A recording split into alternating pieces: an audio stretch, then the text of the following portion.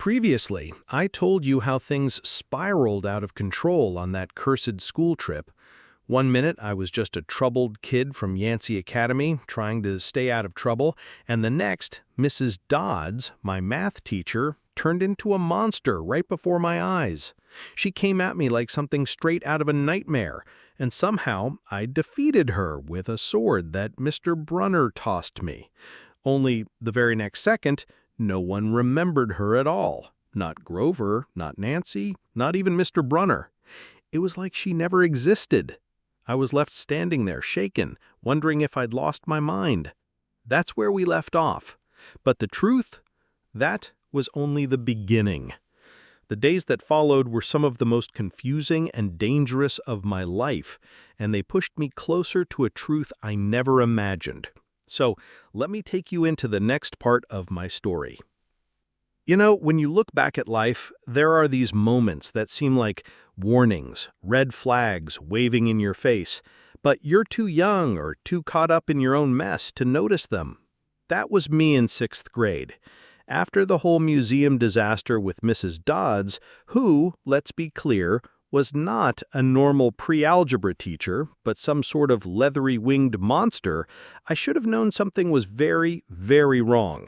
But no, I was just 12, grumpy, and trying to survive one of the worst years of my life. And Grover, my best friend, wasn't exactly helping. See, Grover was nervous. I mean, jittery, eyes looking everywhere, legs shaking under the table nervous. And I had learned over the years that when Grover acted that way, something was up. He wasn't just nervous like a kid afraid of failing a test. It was like he was carrying a secret too big for his skinny frame. But I was too focused on my own problems to push him about it, at least not yet. The last days of Yancey Academy were dragging by. Kids were packing up, buzzing about summer plans, looking forward to leaving the dreary boarding school in upstate New York. Everyone was ready to be free. Me? Not so much. Because freedom for me meant going back to the city, to my mom's small apartment in Manhattan, and then spending as much time as possible avoiding my stepdad, Gabe Ugliano. Smelly Gabe, the human embodiment of a rotting garbage truck. And Grover? He seemed almost desperate to make sure I didn't go anywhere without him. We were sitting in the dorm one night, him fiddling with his tin can collection. Don't ask, Grover had a thing for tin cans. And I finally asked, "What's your problem? You've been acting like Mrs. Kerr is about to give you a pop quiz." Grover tried to play it off, stammering something about being worried for me, but the way he looked at me, like I was a package he was supposed to deliver safely but might drop any second, stuck in my head. He even offered to walk me home to Manhattan. Can you imagine that? A scrawny kid like Grover volunteering to escort me through the city? At the time, I thought it was ridiculous, but later, I realized it wasn't about him protecting me, it was about him keeping watch. The day we left Yancey, the school bus felt more like a tin can about to explode than a ride home. Grover sat beside me, clutching his backpack like it held the crown jewels, while the other kids shouted and threw wads of paper across the aisle. The farther we got from school, the more anxious Grover became. His eyes flicked to the windows every few seconds. He muttered things under his breath like prayers. "Dude, what are you so freaked out about?" I finally said. He looked like he wanted to tell me, like he was dying to, but then he'd shut his mouth and shake his head. That only made me more suspicious. Then, as if the ride wasn't bad enough, Nancy Bobofit had to be there too. You remember Nancy, the red-headed nightmare, freckled face, always chewing gum, and always picking on someone smaller. For some reason, her favorite target was Grover. She had this way of throwing half-eaten peanut butter and ketchup sandwiches at him like it was the funniest thing in the world. And on that bus ride, she was in full form. She lobbed one of those gooey sandwiches right at Grover's head, and it stuck in his curly hair. The bus roared with laughter. Grover tried to laugh it off, but I could see the humiliation all over his face. Something in me snapped. I was sick of seeing my best friend treated like garbage. So, without really thinking about it, I stood up and shoved Nancy Bobofit straight into the aisle. Now, I swear to this day, I did not mean to push her that hard. I just wanted her to back off. But the next thing I knew, Nancy was flying, not just falling, flying backward into a pile of chips and soda cans. She landed in the garbage at the back of the bus, flailing and shrieking like a cat in a bathtub. The bus went silent. Everyone stared at me. And then, as if on cue, Nancy wailed, "Percy pushed me! He tried to kill me!" The driver pulled over furious. He made Grover and me get off at the next stop, right by the entrance to a sketchy, deserted part of town. So there we were, two 12-year-olds stranded in the heat, the bus long gone, Nancy probably still screaming about how I'd tried to murder her. And Grover? Oh man, Grover was panicking. He kept looking up and down the street, mumbling about the kindly ones and it's not safe. I thought he'd lost his mind. Then his eyes rolled back and he nearly collapsed right there on the sidewalk. "Grover!" I yelled, catching him before he hit the pavement. He came to a second later, trembling, muttering that he couldn't explain yet, but that he had to trust me. That word, trust. It stuck with me. I didn't understand what he meant, but for some reason, I agreed. Eventually, we made it to Manhattan. The sight of home should have been comforting, but Grover didn't calm down. If anything, he got worse. He insisted on following me all the way to my mom's place. I remember walking into that rundown apartment building, the air thick with the smell of Gabe's cigars and greasy poker nights, and thinking, great, I've traded one nightmare for another. But Grover didn't want to leave me. He hung around, sweating, shifting nervously from foot to foot, until finally my mom, sweet, warm, wonderful Sally Jackson, opened the door. She welcomed Grover like he was family, gave him that kind smile she always had, and suddenly his nervous act softened just a little. I didn't know it then, but that was the beginning. That was the line between my old life, the one where I thought my biggest problem was passing 6th grade, and the life where gods, monsters, and destiny were about to crash through the door. And as for Grover, well, let's just say the pants incident was only the beginning of his troubles. You know, if there's one memory burned into my head from when I was 12, it's the night my mom tried to save my life on a stormy highway with a minotaur chasing us. At the time, it felt like the world had suddenly cracked open, like all the strange things that had been lurking at the edges of my life had finally stepped right out of the shadows. But let me start at the beginning of that night, because it didn't all come at once.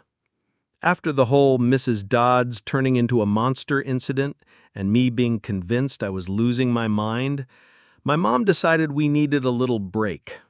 She didn't say it like that, of course. She just smiled that tired but warm smile of hers and told me we were heading to the beach house in Montauk for a few days. She knew how much I loved that place. It was where we used to go when I was little, and even though we didn't have much, she'd make the trip special. Salt air, the sound of waves at night, blue food. Yeah, she had this thing where she'd always make blue food for me. Blue cookies, blue candy, even tried blue eggs once. It was her quiet rebellion, her way of showing me that impossible things could be possible. So there we were, riding up in Gabe's beat-up Camaro, which my mom had to beg to borrow because Gabe, my wonderful stepdad, the walking belch of a human being, wouldn't let it go otherwise. Gabe, of course, had stayed behind in the apartment, grumbling about poker and beer. That was fine with me. The less Gabe in my life, the better. The drive was quiet for a while. The sky was gray, heavy with rain clouds that looked like they were waiting for the perfect moment to split open. Mom kept glancing over at me, like she wanted to say something but wasn't sure if she should. I could tell something was different. She was more serious than usual, like she was carrying some secret she had finally decided I was ready to hear. When we finally pulled up to the little beach cabin, I stepped out, breathed in the salty air, and felt a little of the tension slip away. The ocean was restless that evening, waves crashing against the shore, but I'd always felt connected to it, like it was a place that understood me when the rest of the world didn't. That night, while the storm rumbled in the distance, my mom sat me down. The dim lamp cast a glow across her face, and I remember thinking how tired she looked, like she hadn't slept properly in years. She took my hand, squeezed it, and said, "Percy, there are things I've never told you, things I should have." Now, when your mom says something like that, your stomach drops. And when she followed it with, "Your father, he was a remarkable man, Percy. He had to leave us, but he loved you very much," I felt like the air had been sucked right out of the room. She told me my father had to leave because of who he was. Not because he didn't care, but because he wasn't human. That's when my brain just about short-circuited. Not human? What was I supposed to do with that? She didn't explain everything right then. She was gentle, cautious.